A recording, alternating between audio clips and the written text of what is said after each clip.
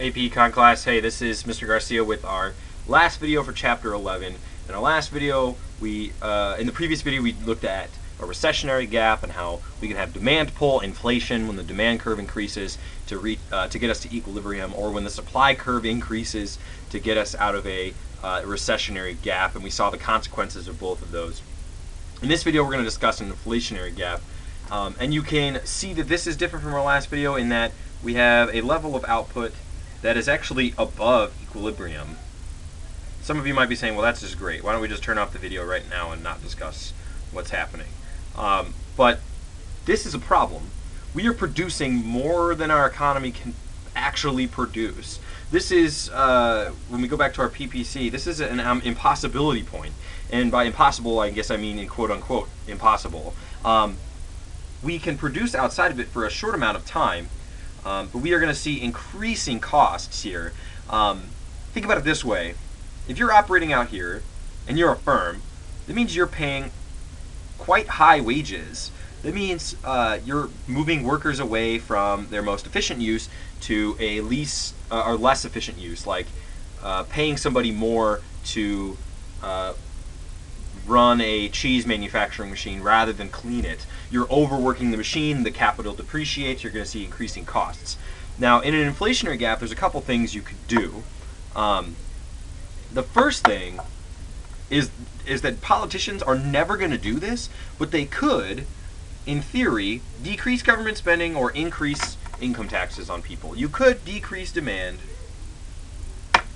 to there, and you would see a reduction in prices, and we would just return to a long-run equilibrium right there, and that would be so nice. But if you're intelligent at all, you know that politicians are not going to get elected and keep their jobs by saying, let's cut spending and let's increase taxes. That nobody likes that. People like being spended upon.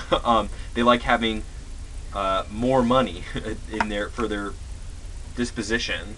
So while that is in theory one way to do this, let's say another way to do that would be to encourage more savings. If you remember correctly, aggregate demand is composed of consumption plus investment plus government plus net exports.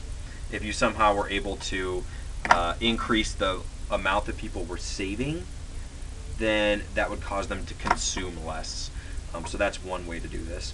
Probably the classical model, by the way, Keynes says nothing about this, because according to Keynes, there is no such thing as an inflationary gap. Keynes's models were more prominent when it came to recessions and the Great Depression. But what's going to happen here is that you're in this equilibrium right here, and like I mentioned earlier, these workers are working in situations where they're being told to do more than they were before. People are working overtime. Machines are being used less efficiently. So what you have is decreased competition.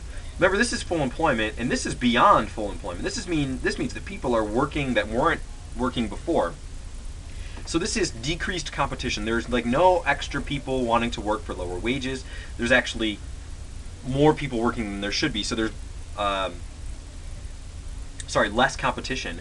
And when there's less competition, supply will decrease.